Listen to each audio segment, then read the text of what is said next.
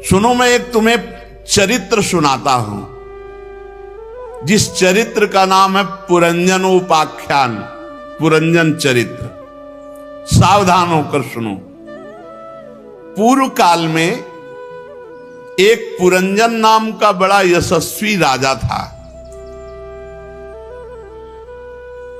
और उसका अविज्ञात नामक एक मित्र था।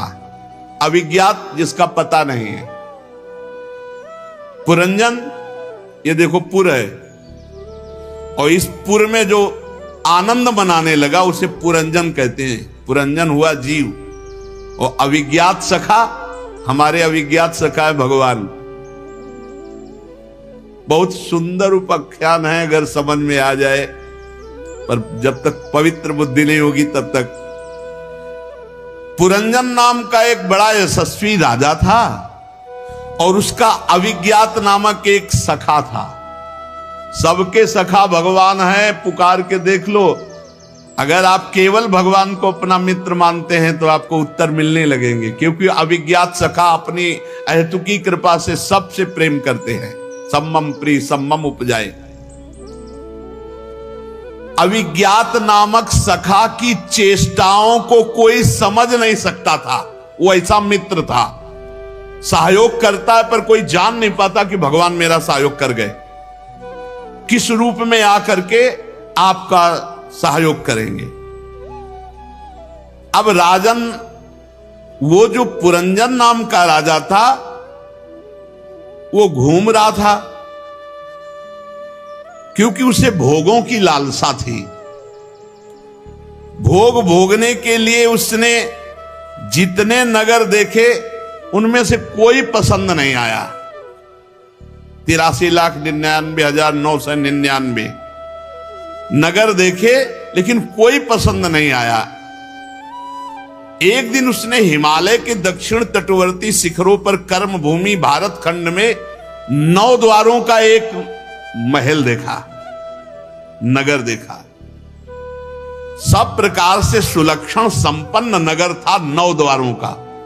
कितने द्वार हैं इसमें? 9। ये पसंद आया पुरंजन को, जीव को ये शरीर पसंद आया।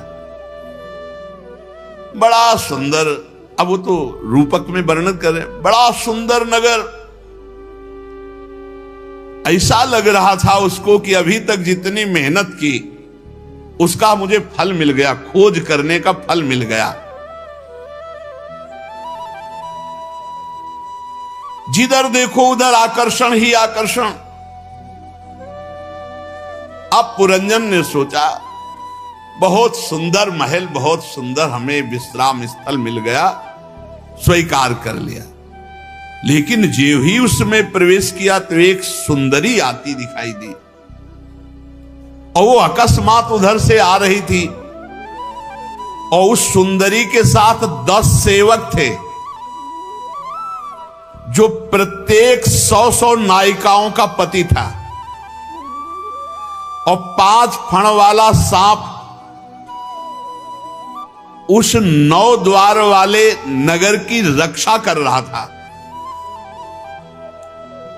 एक सुंदरी आती दिखाई दी जिसके साथ 10 बलवान सेवक थे। उन बलवान सेवकों में एक एक के पास 100 पत्नियां। 5 फण वाला सर्प उस नगर की रक्षा करता था। वह सुंदरी नव युवती मानो विवाह के लिए श्रेष्ठ पुरुष को खोज रही थी। बड़ी ही सुंदर, मानो कोई देवी हो साक्षात। नासिका, दंत पंक्ति, कपोल, मुख सब सुंदर, और किशोरावस्था लज्जावश अपने अंचलों को ढकते हुए आगे बढ़ रही थी। 5 फण वाला सर्प रक्षा कर रहा था। 10 महान सेवक उसके साथ थे। अब वो जेव ही प्रेम पूर्ण तिरछी चितवन से पुरंजन को देखा तो पुरंजन घायल हो गया और कहा, कमल दल लोचने, तुम कौन हो? किसकी कन्या हो? कहां से आ रही हो? तुम इस पुरी में हो? क्या करना चाहती हो? ये 10 सेवक कौन हैं और ये बहुत सी सहेलियां तुम्हारे सामने कौन है, और ये 5 फण वाला सर्प कौन है? सुंदरी, तुम कौन सी देवी हो? कमला हो तो तुम्हारा क्रीड़ा कमल कहां गया? लज्जा देवी हो, कौन देवी हो? नहीं नहीं, तुम कोई देवी तो हो नहीं, क्योंकि तुम्हारे चरण पृथ्वी का स्पर्श करते हो। देवियों के चरण पृथ्वी का स्पर्श नहीं करते। यदि तुम मानवी हो तो मैं तुम्हें देखकर आसक्त हो गया हूं। मैं बहुत वीर हूं, पराक्रमी हूं, पर तुम्हारे कटाक्ष ने मेरे मन को बेकाबू कर दिया है। इसलिए क्या तुम मुझ पर अपनी कृपा करोगी? शुचिस्मते, मैं तुम्हारे दर्शन से बिक चुका हूं। नारद जी कहते हैं, वीरवर जब राजा पुरंजन ने अधीर होकर, दैन्य होकर याचना की, ये कामदेव ऐसा विचित्र धनुर्धर है कि कोई कितना भी बलवान हो, जब ये बाण संधान कर देता है तो घुटने के बल हो जाता है। वो पैर छुएगा, हाथ जोड़ेगा, विनय करेगा, जैसा चाहे वैसा, अधीनता। उस नवयुवती ने कहा, नरश्रेष्ठ, मुझे पता नहीं कि मैं कौन हूं। बहुत सुंदर उपाख्यान है। मुझे पता नहीं उत्पन्न करने वाला कौन है। मैं ना अपने को जानती हूं ना दूसरे को जानती हूं। मेरा गोत्र क्या है, कुल क्या है, नाम क्या है, मैं कौन हूं, कहां उत्पन्न हूं, मुझे कुछ पता नहीं। बस इतना देख रही हूं कि मैं इस पुरी में सामने तुम हो। यह भी मुझे पता नहीं कि पुरी किसने बनाई। प्रियवर, ये मेरे सखा और मेरी सहेलियां हैं, और ये सर्प इस पुरी की रक्षा करता है। आप यहां पधारो, आपका मंगल हो, और मैं आपको विषय भोगों की इच्छा पूर्ति करती रहूंगी। अपने साथियों के साथ जो भोग कहोगे वो भोग प्रस्तुत करती रहूंगी। अब वो पुरंजन 9 द्वार वाली इस नगरी में बहुत आनंदित हो गया। पुरंजनी ने कहा कि मैं अनन्य हूं, आपको छोड़कर किसी के साथ मैं रमण नहीं करूंगी, और मैं बहुत प्रवीण हूं, हर भोग को परोसूंगी आपके पास, जो चाहोगे। अब क्या था, पुरंजन वैसे ही पहली दृष्टि में आसक्त हो गया था, अब तो और आसक्त हो गया।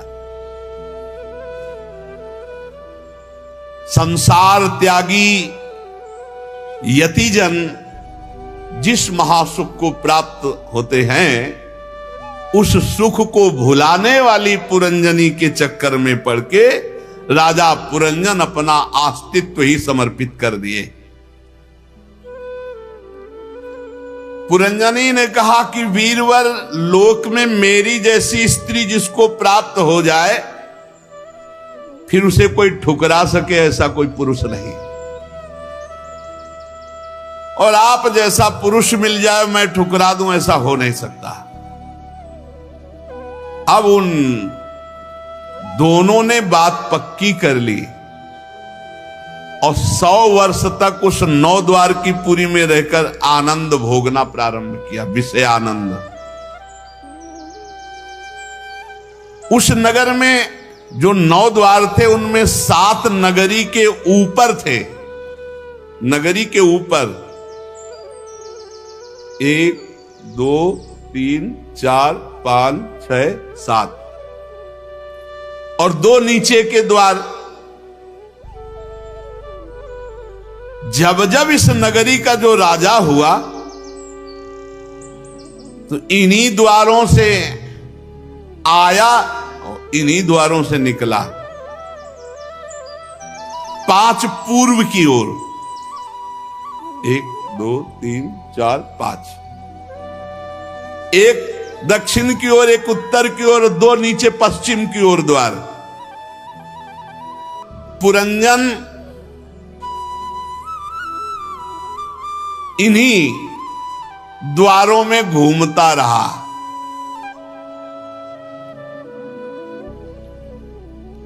इस नगर के निवासियों में निर्वाक और पेशकृत ये दो नागरिक अंधे थे। इनका आश्रय लेकर के जाता है। अब वो पुरंजनी को प्रसन्न करने के लिए ही पूरा जीवन लगा दिया। कैसे ठगा गया, रमणी के हाथ ठगा गया, ठगा गया रमणी के द्वारा। अधीनता पे अधीनता, अधीनता पे अधीनता। अब वो मद्यपान करती, इसको भी मद्यपान कराती। ये मद से उन्मत्त हो करके, अगर पुरंजनी गाती तो ये गाता, पुरंजनी हंसती तो पुरंजन हंसता, वो रोती तो ये रोता। जो करे बस वैसे ही। वो दौड़ती तो आप दौड़ता, वो खड़ी हो जाती तो आप खड़े, जो वो कहती वही। ठगा गया। सुंदरी पुरंजनी के द्वारा राजा पुरंजन ठगा गया। पूरा का पूरा पुरंजनी का जो परिकर था, इस राजा को रौंद दिया, अपने अधीन कर लिया। वो मूर्ख अपने को घर पाले हुए बंदर के समान बना लिया। इसका रूपक आगे वर्णन करेंगे। अब एक दिन राजा पुरंजन अपना विशाल धनुष, सोने का कवच, अक्षय तरकस धारण करके 11वें सेनापति के साथ 5 घोड़ों के शीघ्रगामी रथ में बैठकर पंचप्रस्थ नाम के वन में गया।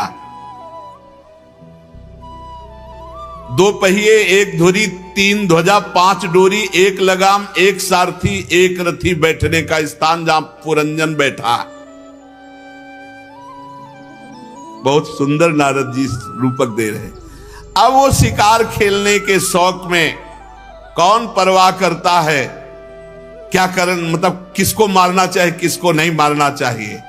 शिकार के शौक में बड़े अपराध किए, अर्थात भोग वासना के शौक में मनमानी आसुरी प्रवृत्ति से। जो इस पुरंजनी को प्रसन्न करने के चक्कर में फंसा हुआ पुरंजन है, वो ये नहीं जान रहा मैं ऐसे आचरण कर रहा हूं जिनके कारण मुझे अधम योनियों में, नरक में जाना पड़ेगा। कैसे पुरंजनी मुस्कुरा दे। पुरंजनी मुस्कुराती तो है पर अधीन करके। जैसे जैसे जीव अधीन हो जाता है वैसे वैसे बुद्धि उसको आसक्त करती चली जाती है। अरे बहुत दुर्दशा है, इस खेल को जान जाए तो जीवन मुक्त अभी हो जाए, भाग पड़ो। ये पुरंजनी का नाटक है। इसमें पुरंजन भोग इच्छा से फंस गया, इच्छा छोड़ दो। पुरंजन कौन है? अविज्ञात सखा पुरंजन दोनों एक हो जाएंगे। जैसे दर्पण हटाओ तो प्रतिबिंब खत्म। अब जो ही वो शिकार खेल के आया तो पुरंजनी बोली नहीं। वो दासियों से हाथ जोड़ के पूछा पुरंजन की, मेरा तो सर्वस्व लुट गया, क्या अपराध बन गया मुझसे? दासियों ने कहा, नरनाथ मुझे मालूम नहीं तुम्हारी प्रिय पत्नी ने क्या ठाना है, वो आज तो बोलेगी ही नहीं, नाराज है। पुरंजन आसक्त हो चुका था,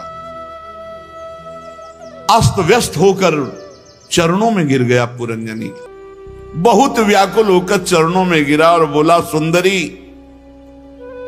वे सेवक तो बड़े अभागे होते जो अपने स्वामी को प्रसन्न न कर पावे, और मेरे से यदि अपराध बना तो उचित दंड दीजिए, क्योंकि अपने प्यारे के द्वारा दिया हुआ दंड बहुत मीठा होता है। पर आप ना बोले ऐसा ठीक, ये दंड मत दीजिए। अब जो जो विनय स्त्रैण पुरुष करता है वो सब पुरंजन ने विनय की। बड़े नखरे दिखाए, लिखा है नखरा, बड़े नखरे दिखाए। और जब देखा कि पुरंजन पूरे अधीन हो चुका है तब फिर मुस्कुरा दिया। अब उस कामिनी में आसक्त चित्त को पता ही नहीं चला कि आयु व्यतीत हो गई। वो उस रमणी ने ऐसा आसक्त किया पुरंजन को कि जिस कार्य के लिए वो आया था वो भूल गया और पुरंजनी में आसक्त होकर पूरा जीवन व्यतीत कर दिया। पूरी जवानी पुरंजन की ऐसे बीत गई मानो अभी आधा क्षण ही बीता हो। पुरंजनी से 1100 पुत्र और 110 कन्याएं हुई। सब वृत्तियां हैं, वृत्तियां। ये पूरा परिवार पौरंजनी नाम से विख्यात हुआ है। सब एक दूसरे के ब्याह, पुत्र का किसी बधू से, पुत्री का, पूरा जीवन। स्त्री लंपट वृद्धावस्था को प्राप्त, फिर भी पुरंजनी से दूरी नहीं।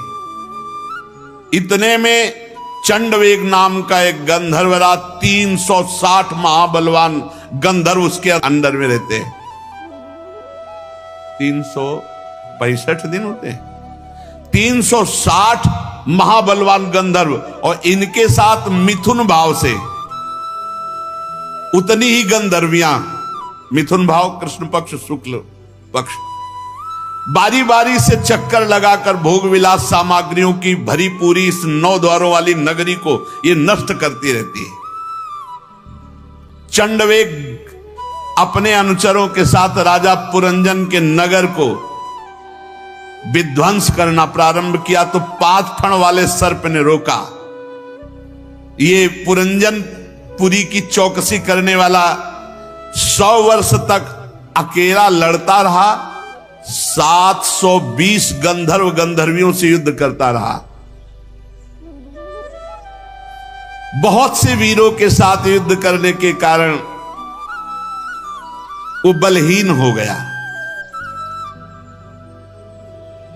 अब स्त्री के वशीभूत महल में पड़ा हुआ पुरंजन बूढ़ा स्त्री के समीप ही, उसे पता चला कि अब तो आसपास शत्रुओं ने घेर लिया।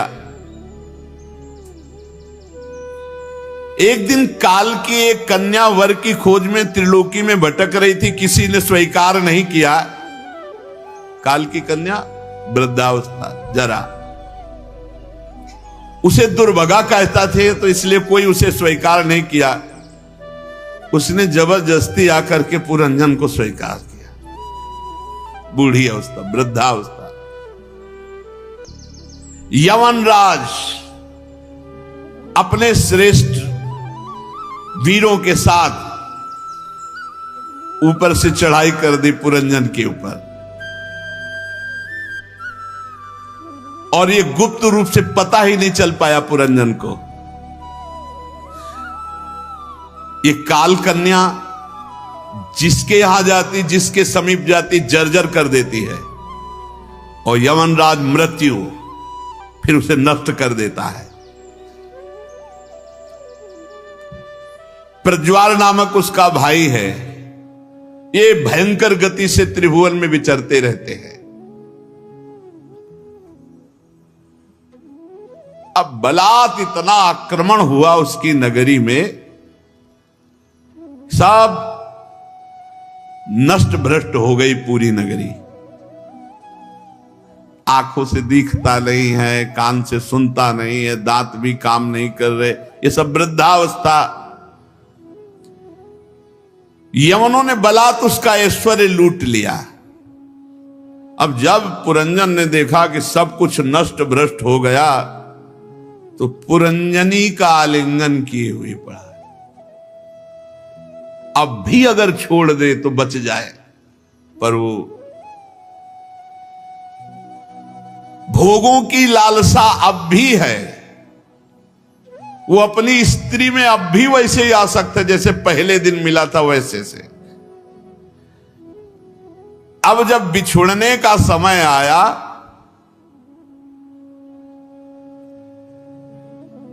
काल, मृत्यु, जरा, इन सब का आक्रमण। प्रज्वाल ने आग लगा दी पूरी पुरी में, नगरी जलने लगी। पुरंजन बड़ा व्याकुल हुआ। काल कन्या ने सर्प को पीड़ा पहुंचाकर उसको अधीन कर लिया। प्रज्वार ने आक्रमण कर दिया। अब जैसे कोटर में रहने वाला सर्प आग लगने पर भाग जाता है, ऐसे 5 फण वाला सर्प बड़े कष्ट से इस पुरी से निकला, वो पंच प्राण। पुरंजन अब भी बुद्धिहीन है, अब भी अपनी स्त्री के प्रेम पास में, पुरंजनी के प्रेम पास में ऐसा फंसा हुआ, गले से लगाए है, मरने जा रहा है, फिर भी उसका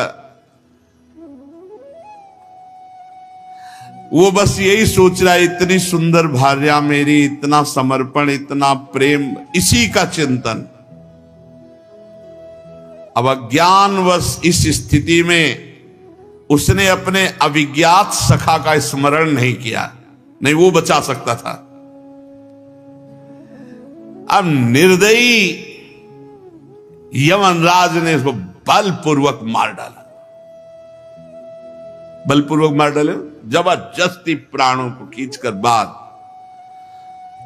अब अंतिम समय वो अपनी पुरंजनी को देख रहा है।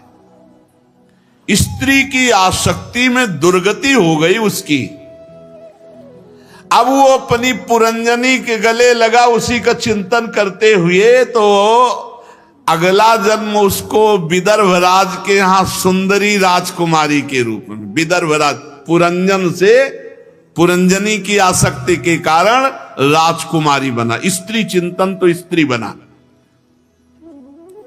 फिर जब वो सयानी हुई, पुरंजन राजकुमारी रूप, तो विदर्भ नंदनी विवाह योग की हुई, तो फिर विदर्भराज ने घोषित कर दिया कि सर्वश्रेष्ठ पराक्रमी वीर इससे ब्याह करेगा। तो मलय ध्वज ने सब राजाओं को जीतकर उस राजकुमारी से विवाह किया। फिर उससे 7 पुत्र उत्पन्न किए, 7 पुत्र। कौन है? पुरंजन राजकुमारी बना। अब जब मलय ध्वज अवस्था आगे बढ़ी तो भजनानंदी थे, भगवान श्री कृष्ण के भजन के लिए मलय पर्वत पर। तो वो राजकुमारी जो रानी थी, पुरंजन जो बना था, वो पीछे पीछे उनके, महाराज मैं आपके वो आसक्त चित्त पुरुष में, ये ऐसे चल रहा चक्र, और किसी की कथा नहीं, हमारी तुम्हारी कथा है ये। अब वो बड़े तपस्या पूर्वक भजन करके मलय ध्वज ने अपने शरीर को छोड़ दिया।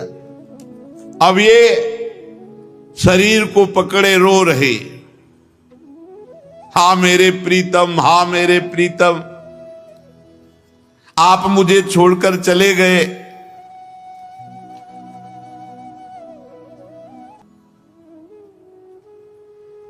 भगवान ने उस समय कृपा की।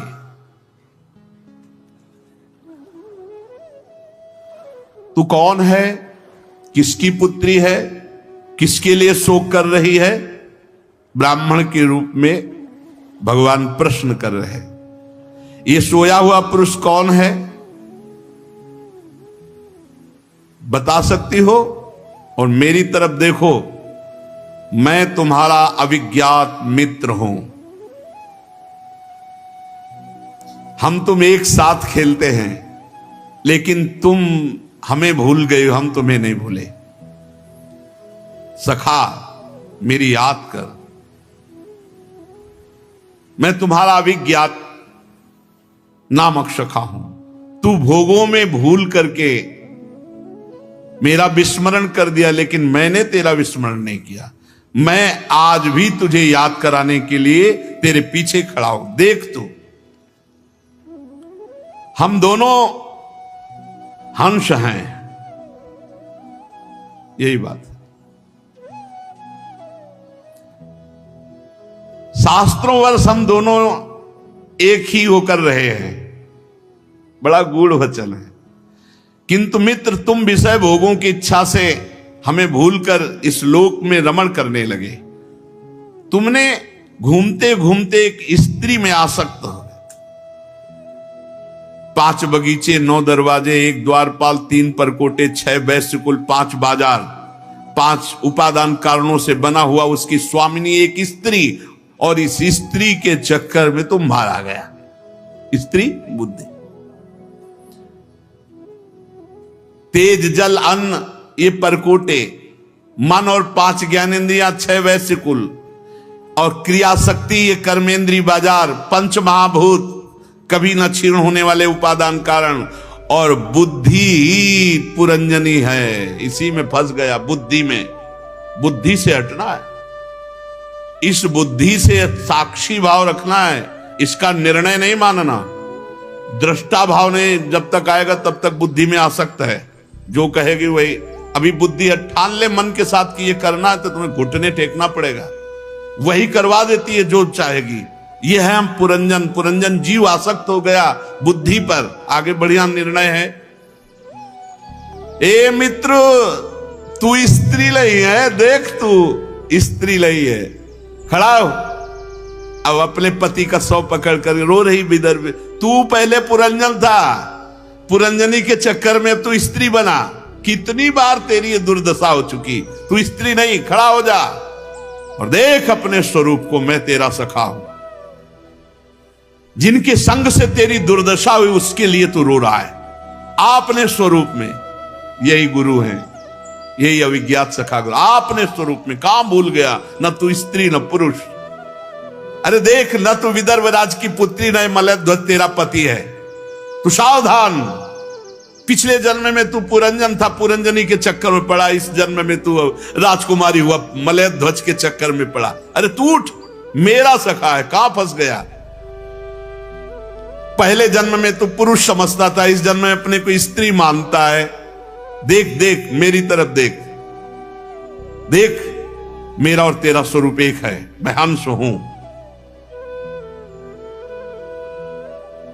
अब वो जो रो रही थी हापति हापति, अब तो सावधान हुई और प्रभु की तरफ देखा।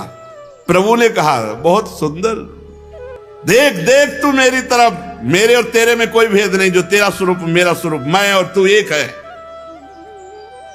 अहम भवान न चान्यस्त्वम, तू अन्य नहीं है, मैं ही तू है, तू ही मैं है। विचार कर, विचार कर, तू वही है जो मैं हूं, जो मैं हूं वही तू है। देख, तेरे मेरे में थोड़ा भी अंतर नहीं। एक पुरुष अपने शरीर की परछाई को शीशे में, किसी व्यक्ति के नेत्र में अलग अलग देखता है, पर वो केवल शीशे और नेत्रों में ऐसे दिखाई देती, वो एक ही होता है। इसलिए मैं आत्म तत्व हूं, वही तू है। मेरे में तेरे में भेद नहीं। जो तू जीव है वो मैं ईश्वर हुई हूं, जो मैं ईश्वर हूं वही भूल करके इस 9 द्वार की देही में फंस गया। तू जाग, ए हंस तू जाग, ए मान सरोवर हंस तू जाग। भगवान जिसे जगाए वो जग न पावे, भला ऐसा कैसे। तत्काल जो राजकुमारी रानी बनी हुई रो रहे थे ना पुरंजन, तत्काल उसे आत्मज्ञान हुआ और वो भगवत स्वरूप हो गया। तत्काल सब राग मोह नष्ट हुआ, भगवत स्वरूप अर्थात अविज्ञात सखा में लीन हो गया। प्राचीन बर्ही, तुम वही पुरंजन हो जिसका मैंने कथा सुनाई, परोक्ष रूप से वर्णन किया, उसका स्पष्ट रूप से वर्णन सुनो। पुरंजनोपाख्यान का तात्पर्य देवर्षि नारद जी आगे सार बात है। भैया, हम सब बुद्धि और मन के चक्कर में फंस गए और फंस करके बार बार जन्म मरण का चक्कर भोग रहे हैं। कुछ नहीं करना है, 1 मिनट में हिसाब हो गया। पूरन सदगुरुदेव मिल जाए और केवल इतना कि उठ तू और कोई, ये साधना केवल असाधनों के त्याग के लिए कुछ चले, बस जागना है। जैसे जगाया नहीं, उठ उठ, वो रो रहे हैं, ये क्रम चल, पुनरपि मरणम पुनरपि जननम पुनरपि, ये कब तक चलता है। ए जागो, कैसे जागे?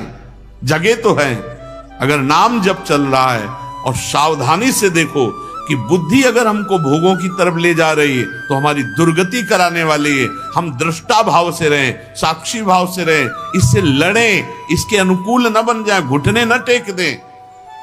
और इतना जलाता है हृदय, ये अंतःकरण देखो ना, आप जब ना कर दो तो कितना जलाता है। जो आप भोग रहे हैं, जो भी, उसको ना केवल करो आप, फिर इनका तांडव देखो। मन और जब बुद्धि खिलाफ हो जाए ना तुम्हारे, फिर देखो तुम बार बार समझे नहीं आता, करें तो क्या, तो समझ में क्या फिर आता, फिर घुटने टेकने पड़ते हैं। हाँ बताओ, बोले हमको ये खाना है, लाते हैं भी लाते हैं, ये दिखाओ, ये दिखा देते हैं। यही तो चल रहा है पूरा, इसी पुर के अंदर सारा खेल हो रहा है, देख लो ना, इसी पुर के अंदर सारा खेल हो रहा है। पांच फण वाला सर्प प्राण है, पुरंजनी बुद्धि है, जैसा बुद्धि निर्णय करे वैसा है। बुद्धि कहे ये राक्षस, तो हम चाहे जितना बड़ा महात्मा हो, हमारी बुद्धि कह दी तो मान लिया। और है कौन? साक्षात परमात्मा का अंश है, परमात्मा स्वरूप है। और भगवान हमारे साथ हैं, हर समय साथ हैं भगवान। अविज्ञात सखा को बुलाया थोड़ी विदर्भ राजकुमारी के रूप में जब हुआ, भगवान ने कहा गे लाश पकड़े उठ, देख हम तुम दोनों एक अंश हैं, न तो स्त्री है न कोई पुरुष है, परमात्मा स्वरूप है। यही जानना है यार, यही जानकर व्यवहार करो। इसीलिए पहले गुरुकुल में शास्त्र पढ़ाए जाते थे, संयम, नियम, तपस्या, आराधना, भगवत साक्षात्कार, और फिर गृहस्थ माया में जाओ बाजार में। अब कोई तुम्हें नहीं पकड़ सकता। और यहाँ जन्म से माता पिता बालकें बुलावें, उधर भरे सोई जतन सिखावें, समाधान है भगवान की प्राप्ति। इसलिए खूब सत्संग ध्यान से सुनो और सावधान होकर ये जन्म अविज्ञात सखा भगवान की प्राप्ति के लिए खूब नाम जप करते हुए अपने कर्तव्य का पालन करो। शेष चर्चा आगे। श्री राधा वल्लभ लाल। पूज्य महामहिम श्री तुकाराम जी महाराज, श्री तुकाराम जी महाराज की बड़ी उच्च कोटि की स्थिति प्रभु श्री हरि में थी। अमोघ संत श्री तुकाराम जी जिस समय भजन मार्ग में आगे बढ़े, अभ्यास चल रहा है भजन का, तो एक प्रबल इच्छा जागृत हुई, भगवान कब मिलेंगे। ये बहुत बड़ी स्थिति होती है जब किसी के हृदय में ये पीड़ा होने लगती है कि भगवान कब मिलेंगे। कोई विशाल हृदय ऐसा जिसके हृदय में एक बात आ गई, हाय मेरा आज का भी दिन गया, भगवान कब मिलेंगे। हाँ, तड़पन प्रकट हो जाना, क्या भगवान मुझ पर कृपा करेंगे। ये जितनी बातें हैं ये सच्चे भजन करने वालों के हृदय में आने लगती हैं। क्या भगवान मेरे भजन को देख रहे हैं? क्या वो मेरी ये लाज रखेंगे कि मुझ जैसे अधम को भी प्रभु मिल जाएंगे, मुझे भगवत साक्षात्कार हो जाएगा। अत्यंत अधीर हो गए, अत्यंत अधीर हो गए। क्या मेरा उद्धार हो पाएगा? क्या श्री हरि मुझ पर अनुग्रह करेंगे? क्या पांडुरंगा मुझे दर्शन देंगे? क्या पांडुरंगा ऐसे किसी महात्मा का दर्शन कराएंगे जिसको भगवत साक्षात्कार हो गया है? क्या भगवान मुझ पर संतुष्ट हैं? उनका चित्त ये बातें सोच सोच कर विकल होता कि ना भगवान का साक्षात्कार हुआ, ना ऐसे महात्मा का हमें साक्षात्कार हुआ जिनको भगवान मिल गए हैं। मेरी बुद्धि स्थिर कब होगी? मैं भगवान के रहस्य को कब जानूंगा? क्या शरीर छूटने से पहले ही पांडुरंगा का दर्शन हो जाएगा? विठ्ठल भगवान का जब दर्शन होगा तो मैं उनके चरण पकड़ लूंगा, उनके चरणों में लूटूंगा। गदगद कंठ होकर रोने लगते, कहते ये कब होगा, ऐसा कब होगा? मेरे सामने प्रभु होंगे, मैं उनके चरणों में लौट जाऊंगा, रोऊंगा बार बार, और वो मुझे करुणा करके फिर उठाकर अपने हृदय से लगाएंगे। और तुकाराम जी रोने लगते। ये देखो भक्तों का सुख, क्या विचार चल रहे हैं, उनके विचार कहां हैं। यही भजन की उन्नति है, जब विचार हमारे ऐसे चलने लगे। क्या मैं देख पाऊंगा कि चारों तरफ से प्रभु अपनी भुजाओं से मुझे आवेष्टित करके गले से लगाए हैं? कैसा रूप होगा मेरे प्रभु का, मुझे कैसी अपार शांति मिलेगी। मुझे कैसी तृप्ति मिलेगी। बस यही धुन चलने लगी श्री तुकाराम जी के। अब वो अपने मन ही मन ये सब भाव करते। एक दिन एक भाव बड़ा दृढ़ हो गया इन भावों में से कि मुझे ऐसे संत पुरुष का दर्शन मिले जिन्होंने भगवान का साक्षात्कार किया हो, जिसने प्रपंच का पूरा बही खाता ही उड़ा दिया हो, कोई प्रपंच नहीं, एकमात्र भगवान में लीन। क्या ऐसे संत मुझे मिलेंगे? तुकाराम जी के हृदय में प्रबल लालसा। जितने पद लिखे थे, पीछे आपने सुना था कि इंद्राणी जी में बहा दिए, लेकिन एक भी शब्द गीला नहीं हुआ। जेव कते विठल भगवान अपने पास उस वाणी को उठा लिए। तुकाराम जी ने कसम खाई, जिंदगी में कभी किसी के आगे हाथ नहीं फैलाऊंगा और किसी का प्रतिग्रह नहीं स्वीकार करूंगा। अगर स्वीकार करूं तो मुझे पाप लगे। शपथ है, मैं कभी किसी का प्रतिग्रह नहीं लूंगा और घर जाना